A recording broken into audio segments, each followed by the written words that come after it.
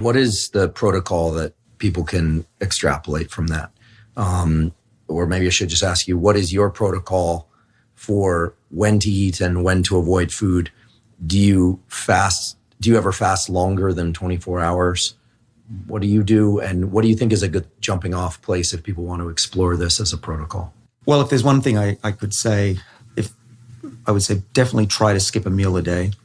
That's the best thing. Does it matter which meal, or are they essentially equivalent? Well, as long as it's at the end or the beginning of the day, because then you add that to the sleep period where you're hopefully not eating. I think that's an excellent point. I realize it's a simple one, but I think it's an excellent one because I think one of the things that people struggle with the most is knowing when and how to initiate this so-called intermittent fasting. And the middle of the day obviously is not tacked to the sleep cycle in the same way. So it's much harder as well for many people. Yeah. Well, I'll tell you what I do. I skip breakfast. I have a tiny bit of yogurt or olive oil because the supplements I have need to be dissolved in it.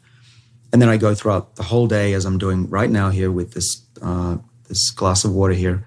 I'm just keeping myself filled with liquids, and so I don't feel hungry. Beware that the first 2 to 3 weeks when you try that, you will feel hungry. And you also have a habit of wanting to chew on something. There's a lot of physical parts to it. But try to make it through the first 3 weeks and do without breakfast or do without dinner, and you'll get through it.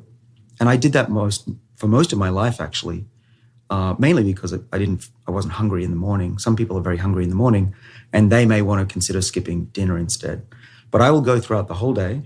I don't get the crashes of the high glucose and the low glucose. That anyone who goes, oh man, it's 3 o'clock, I'm going to need to sleep. If you do what I do, you will not experience that anymore. Because what my body does is it regulates blood sugar levels naturally. My liver is putting out glucose when it needs to, and it's very steady and gives me pure focus throughout the day. And I don't even have to think about lunch. I'm just powering through. So do you ever fast longer than this? It sounds like if you go to bed, you tend to stay up late. I know because I get texts from you at like 2 a.m, my time, which means you're up very late and up early as well. But assuming that people go to sleep sometime around 11:30 or 12, plus or minus an hour, and wake up sometime around 7 a.m. plus or minus 90 minutes, you're eating more or less on it sounds like a 20 hours of fasting, 4 hours of eating, or 16 hours of fasting and 8 hours of food intake, et cetera. But do you ever do longer fasts, like 48 hours or 72 hours or week-long fasts? Occasionally I do. So my typical day, I would only eat within a 2-hour window. Just usually I'm either eating out or...